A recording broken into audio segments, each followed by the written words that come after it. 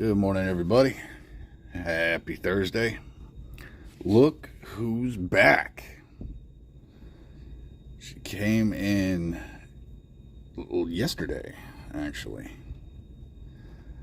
Now, catching you guys up, beginning of this year, and I mean the beginning, early January, maybe 14 days after I got it, not even that.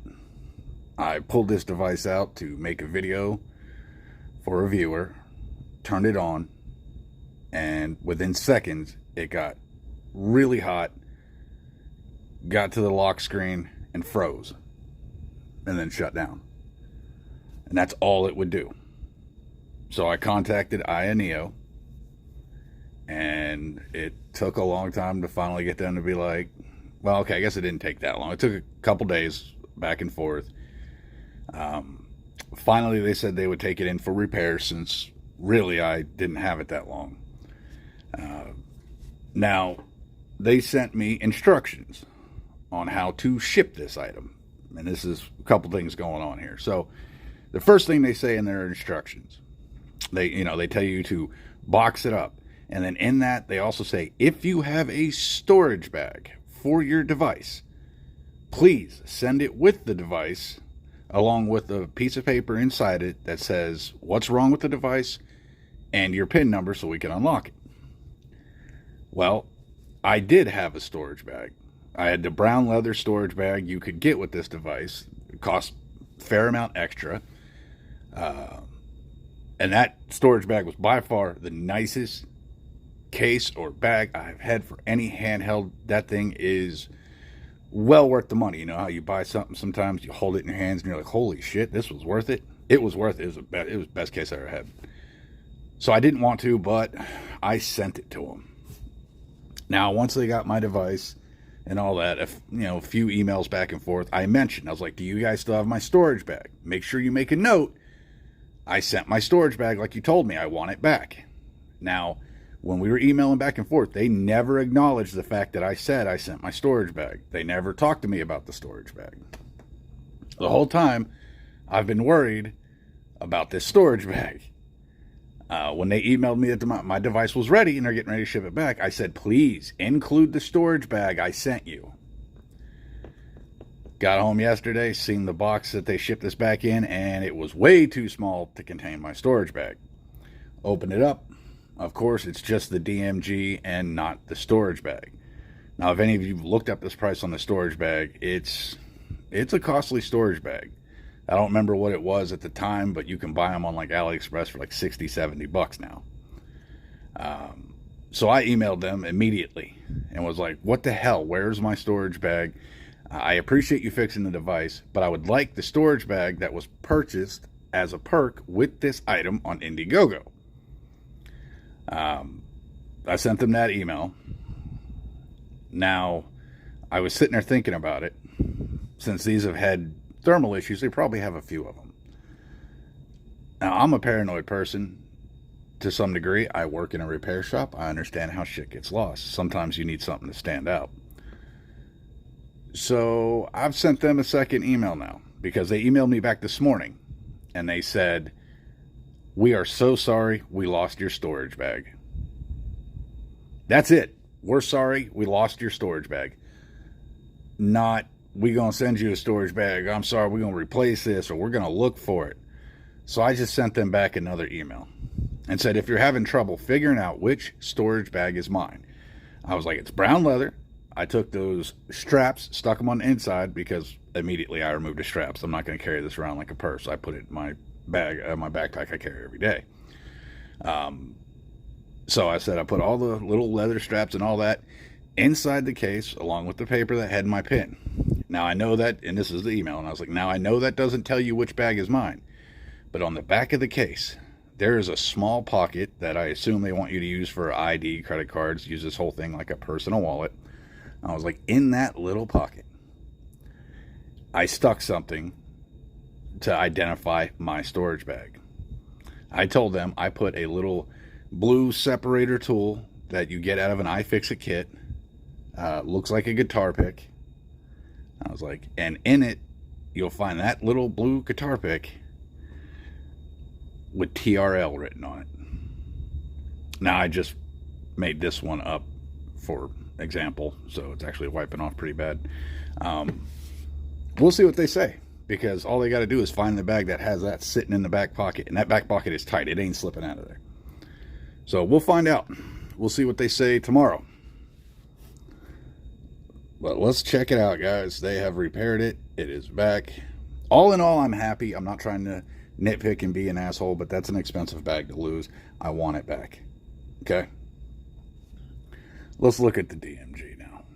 I'm happy to have it back. I'm really excited to be able to make content on this again.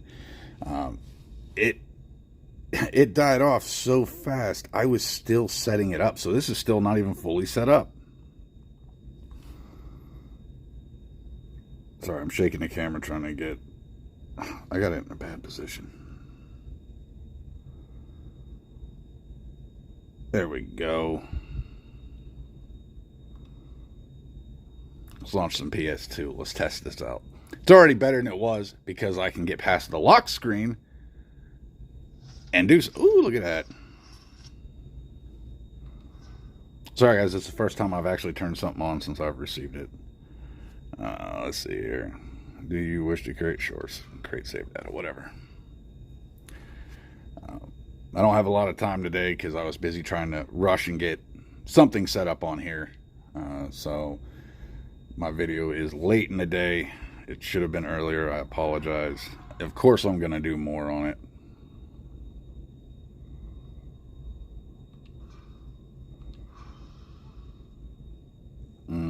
You know you gotta go Liu Kang.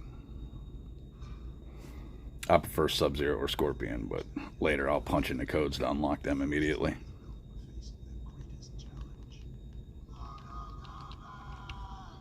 Oh man, I forgot how much I love having a volume wheel. I don't know why it's so much... It's so different to have a little volume wheel compared to like a cell phone button on the side. The volume wheel is awesome. Also, all my older videos on this, I kept it in normal mode. I didn't even turn it to gaming mode, which is what this little yellow switch does. Every time you flick it up, it changes the mode from silent, battery saver, normal, gaming, and max. So then you got all these little programmable ones on the side. You got your L2, R2, which I do want to replace these for the silver ones. But of course, now I'm freaked out to even open this device and cause any damage.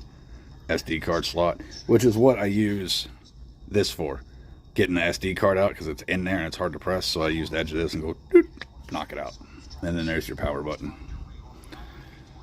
analog stick, and then of course your touchpad for your right analog stick, I space button, A, B, X, Y, and a D-pad, and then all kinds of vents.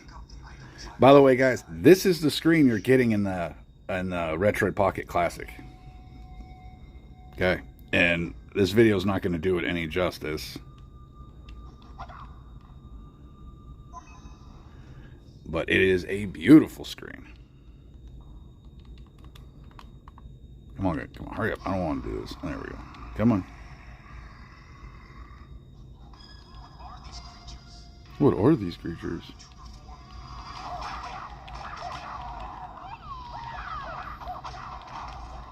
I haven't played this game in so long.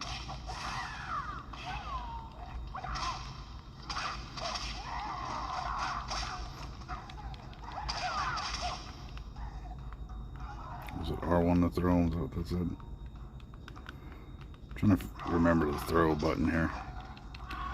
Whatever. Alright, so that's PS2. You seen it flash Retro Legion back there? Yeah, I'm still working on getting that set up. For some reason, the iSpace software won't read that. And that's what's kind of taking over the Android operating system. So iSpace is running on top of it. So if I go back like that to the system menu, you can see my Android wallpaper, but you can't see it on here because Ayaneo won't recognize that it's there. Let me see here. I don't even remember where I was with DMG Show, man. Like, I was nowhere near finishing the setup on this thing.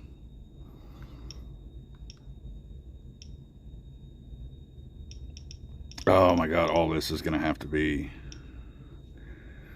redone. Let's add a path.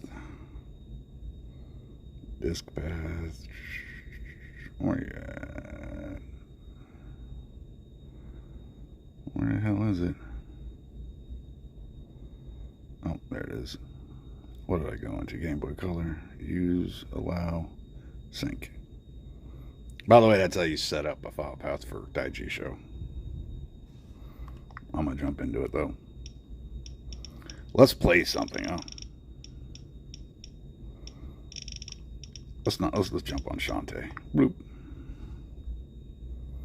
See if it'll even just, nope. Pizza. What the hell is it opening? Why is it trying to open something named Pizza Boy? Package Pizza Boy does not exist. What?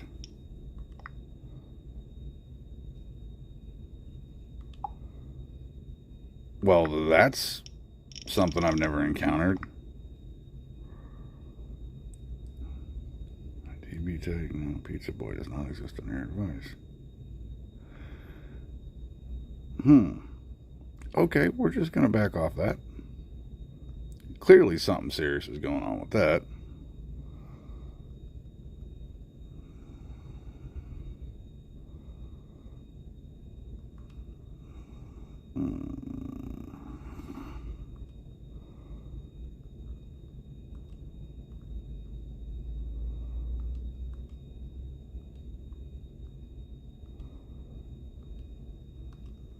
Let me see if I can't.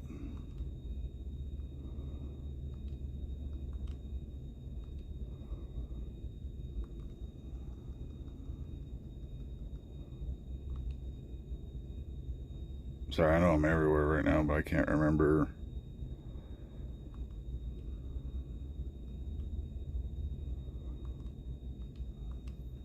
Where to find them. Oh, damn it. Why can't I remember where to find my...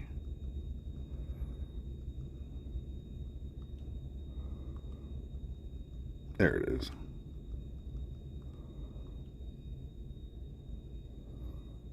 It's very rare I have to go through...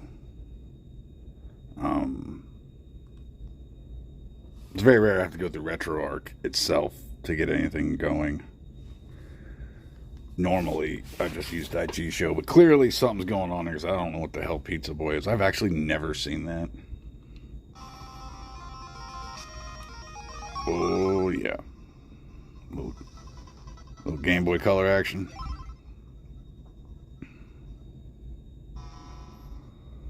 So you guys know, I mean, like I've already said, seeing this screen through a camera setup does not do it justice at all. This screen is beautiful. All right. Now, whether Retroid does the classic correctly or not, you know what? I have no faith in them. So they're probably going to say, yes, it's the same screen, and chances are we're going to find out it's a screen from one of those old Nokia phones that you can replace the front plate, a little cover on, and everybody had to go to a little kiosk standing in the middle of the mall, you know, the little ones in the middle, and they had the wall full of different designs and all that for your old Nokia phone that can only play Snake. Yeah, that's the screen you guys are probably getting in that device. Oh, I just let it hint out at my age. I'm pushing 40. Leave me alone. Ooh, what did I hit? Oh, I accidentally tapped the button for fast forward.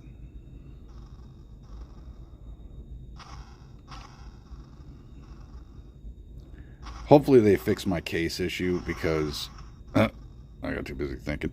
Hopefully they fix the case issue because I am really happy to have this back. I can't even tell you how excited I am that this has been returned to me. You know, I was going to do one of the other two. I'm running out of time. And they have really long intros. Oh, I haven't mapped anything, I don't think.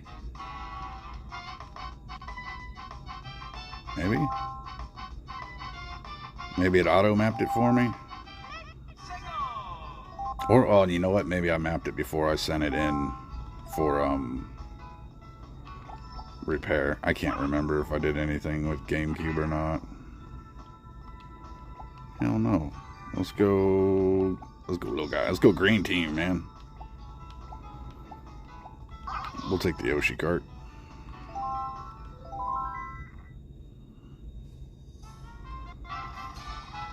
All my problems with this device, and the issue is I really love this device, guys.